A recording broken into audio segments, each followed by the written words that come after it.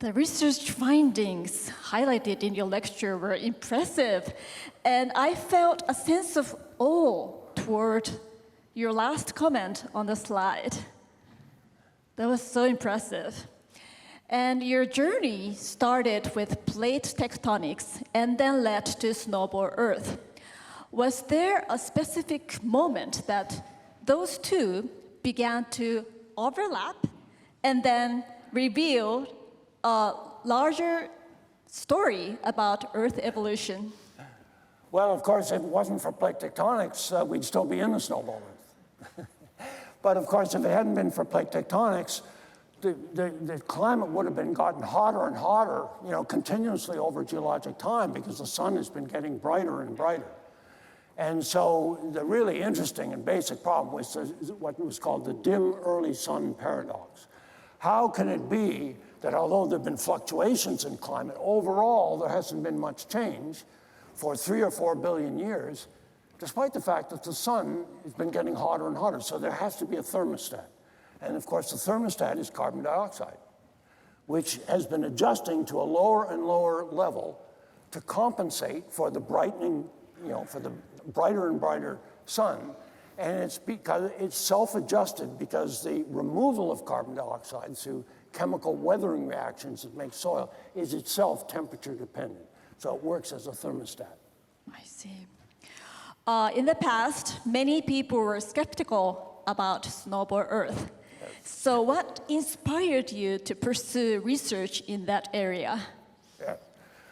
Well, first of all, I thought that the implications for the evolution of life would be profound if it occurred. And I also thought that a lot of the criticism was premature because the nature of a snowball Earth, for example, how the ice would behave. Would there be ice on the continents if the ocean was frozen? There are many, many things that were not at that time well known. And so I thought a lot of the criticism was sort of a criticism of a parody of a snowball. We didn't really know enough to know whether any given geological observation was either for or against the hypothesis. And, but now we do, because there's now close to 100 numerical simulations under various conditions. And so we know much, much more about what a snowball Earth is really like. So I thought that was premature, but what drew me to the idea was because it was testable. Because the self-reversing snowball made these predictions about the duration, the synchronicity, and the nature of the aftermath. And there are a host of other geochemical predictions that fell from that. When developing your Snowball Earth theory, did your focus start with collecting data, or did the broader concept come first? Yes, well, when I started working in Africa, actually Snowball Earth wasn't the only motivation. There was a number of things that came together, which made that period of geologic time, which I had never worked on, and I'd never worked in Africa. Of course, it's totally different from working in the subarctic.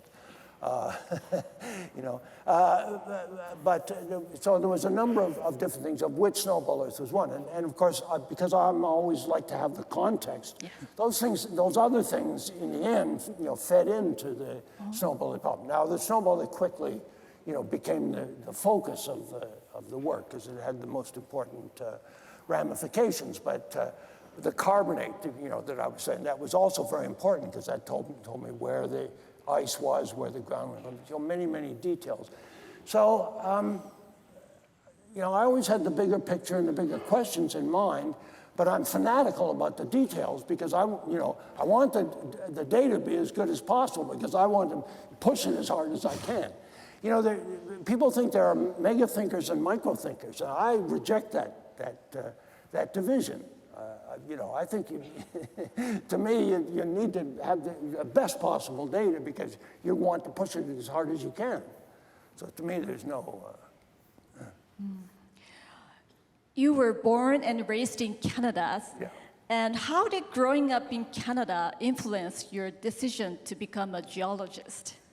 Yes, well, of course, Canada is a very large country, and it was at that time dependent on natural resources, of which minerals were one.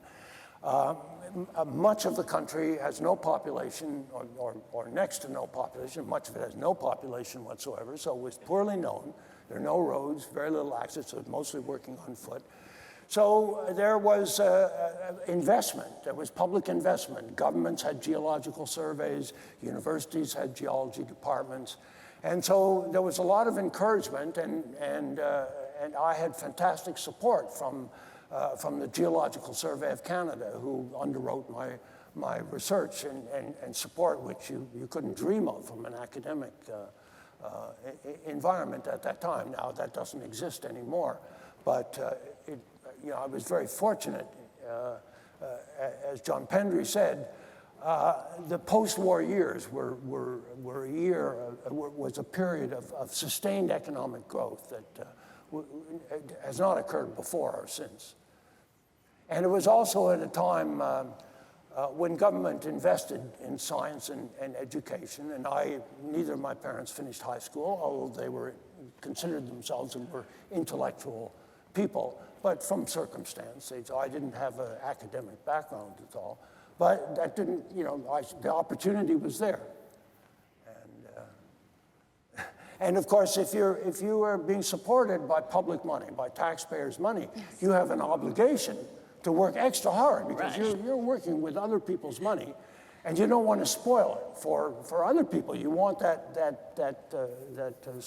support to continue.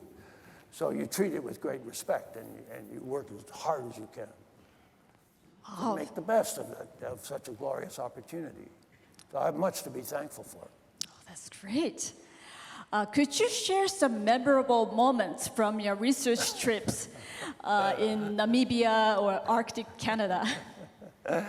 So the Eureka moment is a funny story about Snowball Earth. Not about Snowball, but my conversion, so to speak. There was a visiting scientist, Peggy Delaney, from Penn State, was visiting Harvard. I was at Harvard by then. And as you often do, the lecturer, the invite, has a conversation with each faculty member for 20 minutes or so. And at that time, I'd done already 4 years of field work in Namibia, so I'd worked out the stratigraphy. I'd done a lot of isotope work with carbon isotopes, which is a way of telling how much organic activity is going on globally. And I had this anomaly that suggested that there was almost no organic activity during the period of the glacial deposits. And so I was showing her this data and telling her what I thought it might mean. And she said, oh, no, you don't understand. You don't understand the time scale of the carbon cycles. You should read this paper by Lee Kump. And so I went to her lecture, and then we went out for dinner afterwards with the invited speaker. And of course, as soon as the dinner was over, I went back to the office and read Lee Kump's paper. And the paper basically said if you shut down photosynthesis for a very brief time, you get a very small, change in the isotopes, but it recovers very quickly. The only way to get the kind of an isotope anomaly that we were observing was to have no basic primary production in the ocean, no photosynthesis, for many multiples of the carbon cycle. So that's probably for millions of years. I said, well, how do you shut down photosynthesis for millions of years? Well, the snowball is the only thing that can do that. So that was kind of the moment of my conversion. And the joke is, I don't think that's the explanation for the carbon isotopes at all. But it got me over the hump of thinking positively about it. And then, so many other things started to fall into place. Wow. So when you go to research trips, how long does it take for each research trip? To go to the field? Well, that's a really interesting question. It takes me, and I think most of the students as well, it takes, to begin with, it takes about 2 weeks to learn how to walk like a goat. Oh, a goat. Just to get used to the kind of walking we do, because Namibia is karst mountain, so it's very steep and sharp, and you don't want to fall, and you've got to bounce around the outcrops to do field geology. So just physically to get into the routine, it takes a couple of weeks. And then for a student, for example, and I like to train my students to be able to do their own independent mapping as much as possible. We get more done, and no distractions, and I think it's safer because people pay more attention, no peer pressure.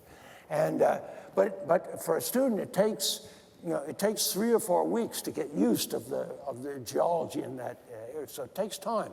And so this is not something you can, teach much about to students on a weekend field trip. Right. There's no substitute for the kind of apprenticeship job that I had, working as an apprentice for a geologist. And I think it's so important because if you're going to make a decision as what you're going to do in life, how can you make that decision unless you know what it would be like to do that thing?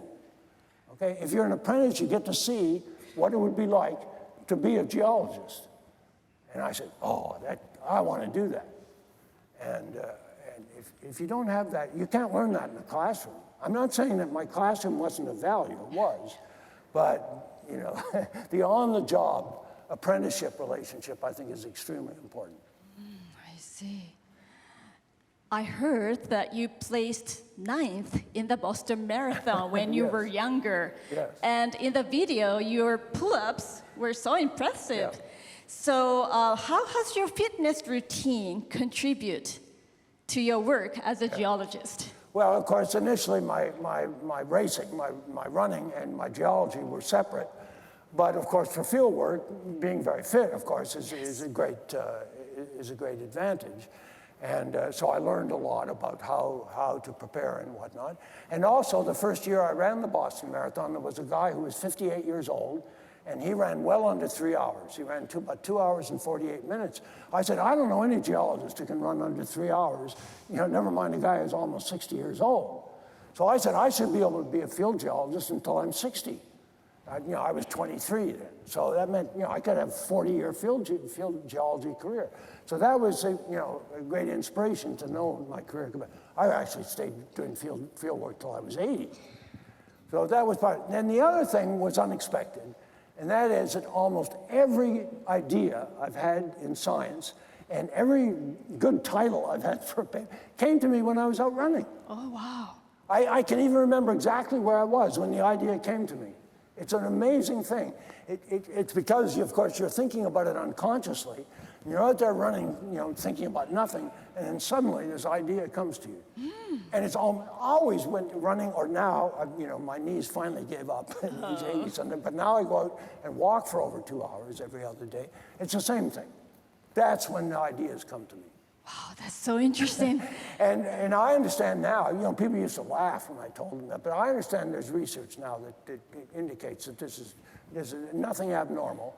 And I noticed that many of my cohorts, my students and whatnot, are out running because they figured, look, if he can make good ideas, it could happen to anybody. Okay.